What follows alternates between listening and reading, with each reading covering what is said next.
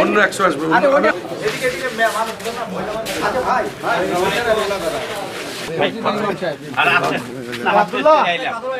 আমাদের মসজিদে আসেন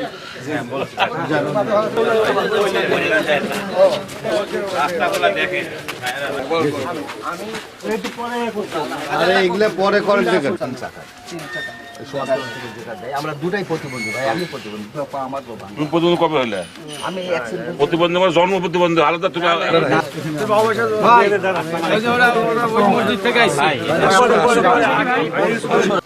নাটোরে আমি 11 সাল থেকে 16 সাল পর্যন্ত মেয়র ছিলাম।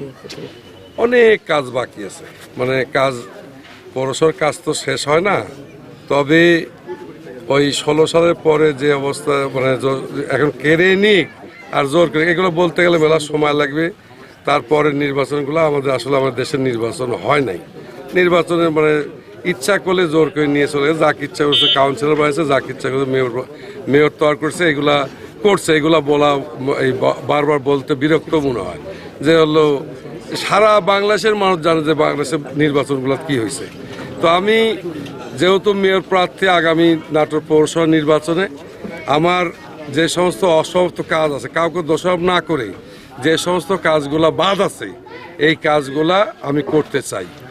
আর সেই কাজ করার লক্ষ্যে আমি মানুষের সাথে মানুষের যেগুলো প্রতিশ্রুতি দিছি নির্বাচনের সময়, সেটা দিয়েছি বলতে আমি বলছি রাস্তাঘাট, drain, bridge, culvert, gas line সহ যদি আপনারা দুলু সাহেবকে কেন নির্বাচিত করবেন, এই কথাগুলো আমি আবার নিজের থেকে বলছি যে আমাকে কেন নির্বাচিত করবেন। আমাকে নির্বাচিত করবেন এই কারণে রাস্তাঘাট, ড্রেন, ব্রিজ, কালভার্ট সহ যে সমস্ত কাজ অসমাপ্ত রয়েছে, এই যে ছোটো ছোটো কাজ, আপনার হলো পায়ে হাঁটার রাস্তা, এদের বস্তি আমি একসময় রাস্তা করছি, কিন্তু এই মসজিদের সামনে পানি আটকে থাকে, এর ড্রেনের সংস্কারের কোনো ব্যবস্থা নেই, পানির ব্যবস্থা নেই। এই রাস্তাগুলো আমার হাতে থেকে করা, এইগুলো সব আমার হাতে করা। তো যাই হোক, যে সমস্ত কাজগুলা অসমাপ্ত রয়েছে এই কাজগুলো আমি করতে চাই। যদি আল্লাহ তাআলা আমাকে, যদি সবাই জনগণ মিলে যদি আমাকে নির্বাচিত করে, আমি 11 সালে সারা বাংলাদেশের সবচেয়ে বেশি ভোটের ব্যবধানে, বাংলাদেশের সবচেয়ে বেশি ভোটের ব্যবধানে মেয়র ছিলাম। আমার মেয়র হওয়া আমি মনে করি সহজ, কিন্তু আমার নির্বাচনে শখটা এরকম আমি যাতে আবার সারা বাংলাদেশ সবচেয়ে বেশি ভোটের ব্যবধানে মেয়র হতে পারি, এটাই আমার শখ। মানুষের যেগুলা প্রতিশ্রুতি দিয়েছি, এই কাজগুলো করা সহজ। আমাদের নাটোর শহরে প্রকাশ্যে বলছি, নাটোর শহরে একটা প্রজেক্ট পাস হয়েছে 300 কোটির উপরে, এই রাস্তাঘাট ড্রেনের। আরেকটা প্রজেক্ট নতুনভাবে আসছে, এটা সার্ভে চলছে, সেটা হলো কি আপনার হলো মার্কেট, কমিউনিটি সেন্টার, আপনার হলো টয়লেট, এসব সমস্ত মিলে 250 কোটি একটা প্রজেক্ট। ওই ভদ্রলোক এই আমাদের সাথে আমরা যোগাযোগ করছি, দুলু সাহেব ইতিমধ্যে ওনার সাথে কথা বলছে, আমিও তার সাথে কথা বলছি, দেখা করছি, উনি আমাদের এই প্রজেক্টটা দিবেন।